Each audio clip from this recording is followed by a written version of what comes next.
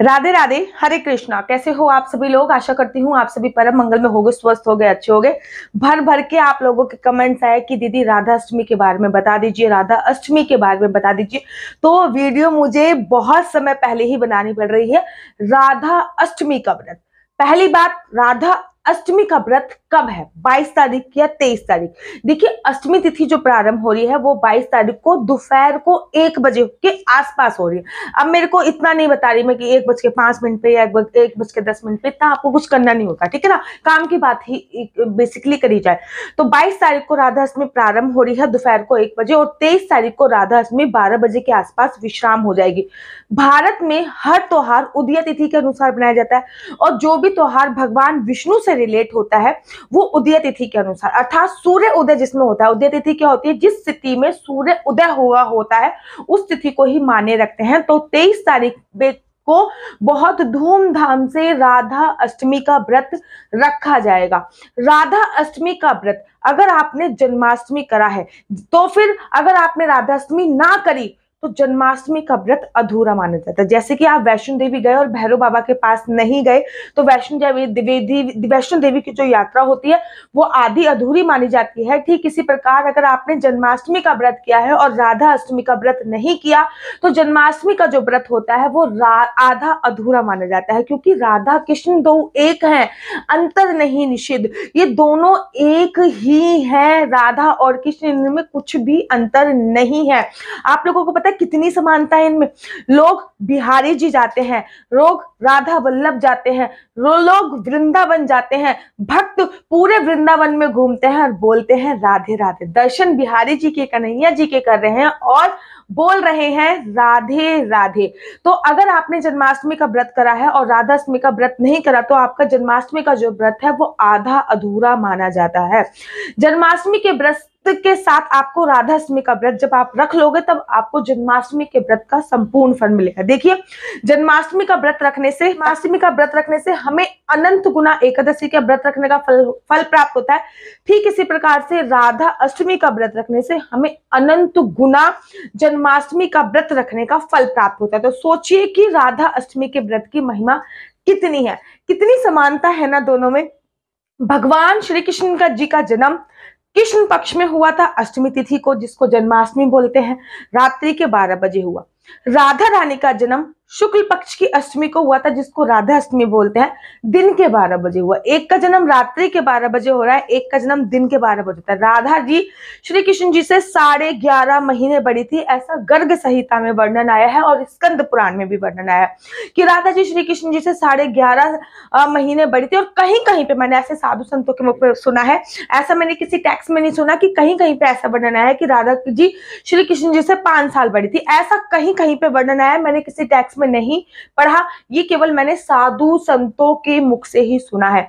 तो देखिए, ये तो संत बना, जब राधा जी का प्रादुर्भाव हुआ था, कमल में राधा जी का प्रादुर्भाव हुआ था, कितनी कमल नयन, इतनी सुंदर, इतनी सुंदर, इतनी सुंदर कि मैं आपको बता नहीं सकती। एक बार नारद मुनि ने भगवान शिव से पूछा कि राधा रानी किसके तुल्य है, कितनी सुंदर है। तो भगवान शिव ने बोला था कि राधा रानी मेरी आराध्य है, और राधा रानी की सुंदरता का वर्णन किसी भी देवी से नहीं हो सकता। अगर आप कहो कि राधा रानी लक्ष्मी के स्वरूप सुंदर है तो नहीं, अगर आप कहो राधा रानी गंगा के स्वरूप सुंदर है नहीं, आप कहो कि किसी ऋषि पत्नी के बराबर सुंदर है नहीं। जब राधा रानी इतनी सुंदर है कि 1000 लक्ष्मी माता मिल जाएंगी ना, तब राधा रानी का स्वरूप मिलेगा, इतनी मनमोही है। जब राधा रानी का प्रादुर्भाव हुआ, अर्थात राधा रानी का अवतरण हुआ, तो राधा रानी ने अपने नेत्र नहीं खोले। विश्वभानु जी परेशान हो गए कि भैया मेरी बेटी जो है वो नेत्र ही नहीं खोल रही है, नेत्र ही नहीं खोल रही है। और जब उन्हें पता चला कि नंद बाबा के यहाँ पे लाला भयो है, अर्थात श्री कृष्ण जी हुए हैं, तो वो अपनी बेटी, अपनी राधा रानी को लेकर नंद बाबा के यहाँ पे बधाई देने के लिए गए। और जब वो अपनी बेटी, अपनी राधा रानी को लेकर नंद बाबा के यहाँ पे बधाई देने के लिए गए, और जैसे ही राधा रानी ने कन्हैया जी को देखा, सबसे पहले नेत्र राधा रानी ने तभी खोले, नेत्र राधा रानी ने तभी खोले। कितना अद्भुत प्रेम है ना दोनों का। हम लोग वृंदावन में जाएंगे बांके बिहारी जी के मंदिर और बोलेंगे राधे राधे। एक बात आपको कहूं कि आप कन्हैया जी से कितना अनुरोध करो कि कन्हैया जी मुझे वृंदावन में वास दिला दो, वृंदावन में वास दिला दो, लेकिन कन्हैया जी वृंदावन में वास नहीं दिलाएंगे।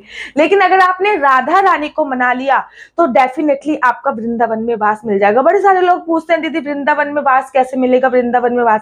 तो वृंदावन में अगर वास चाहते हो ना तो राधा रानी को मना लीजिए। भगवान स्वयं कहते हैं, कृष्ण जी स्वयं कहते हैं कि जो भक्त मेरी पूजा करता है निसंदेह उसमें कोई संशय नहीं है कि उसे मेरी प्राप्ति हो या ना हो, पक्का नहीं है। जो भक्त मेरी पूजा करता है तो पक्का नहीं है कि उसे मेरी प्राप्ति हो या ना हो, लेकिन जो राधा रानी की पूजा करता है उसे स्वतः ही अपने आप ही मैं मिल जाता हूं, ऐसा भगवान श्री कृष्ण जी बोलते हैं।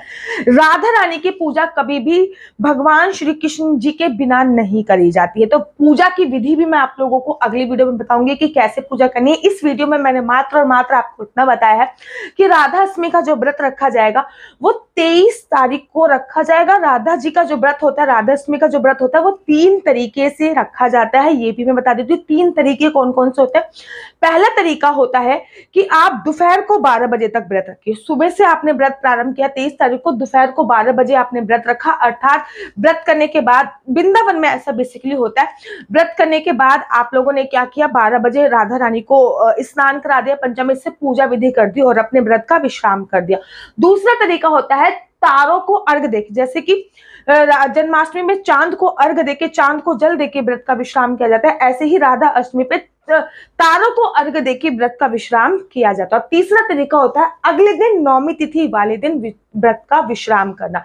तो आप कि यहाँ पे जैसे भी व्रत रखा जाता है आप उस प्रकार से व्रत रख सकते हैं। नई राधा रानी की लाने की सोच रहे हैं, नई राधा रानी की प्राण प्रतिष्ठा कैसे करें, तो ये दिन बहुत सर्वोत्तम है। नई राधा रानी लेके आ जाइए और 22 तारीख से ही उनकी प्राण प्रतिष्ठा प्रारंभ कर दीजिए। जब से अष्टमी तिथि लग रही है, अर्थात 1 बजे से अष्टमी तिथि लग रही है, तो 1 बजे से ही राधा जी की प्राण प्रतिष्ठा जो है वो प्रारंभ कर दीजिए। सबसे पहले आंखों पे आप पट्टी बांधिए और पट्टी बांधने के बाद सबसे पहले उनको फूल में रखिए, फल में रखिए, अनाज में रखिए, दाल में रखिए, 5 प्रकार की चीजों में रखने के बाद 2-2, 3-3, 4-4, 5-5 घंटे ये जैसे कन्हैया जी की करते हैं, डिटेल मेरी यूट्यूब चैनल पे पड़ी हुई है, आप लोग देखिए। उसके बाद पंचामृत से स्नान कराइए, उनके बाद शीशा दिखाइए, वो पूरी डिटेल मेरे यूट्यूब चैनल पे पड़ी हुई है। तो आपका ये डाउट क्लियर हो गया कि राधा अष्टमी का व्रत जो है वो 23 तारीख को है। अष्टमी का व्रत हर कोई कर सकता है। अगर आप सुहागन नहीं हो तब भी कर सकते हो, सुहागन हो तब भी कर सकते हो, अनमैरिड हो तब भी कर सकते हो, कोई भी राधा अष्टमी का व्रत कर सकता है। स्त्री पुरुष सब ही राधा अष्टमी का व्रत कर सकते हैं। अगली वीडियो बनाऊंगी जिसमें मैं आपको राधा अष्टमी के व्रत की विधि भी बताऊंगी। आशा करती हूँ आपको मेरी वीडियो अच्छी लगती होगी। अगर आपको मेरी वीडियो अच्छी लगती है तो आप अपना यूट्यूब चैनल हरि बोल को लाइक शेयर सब्सक्राइब करना बिल्कुल भी मत भूलिए। तब तक के लिए मुझे दीजिए इजाजत। राधे राधे, हरे कृष्णा, हरि बोल।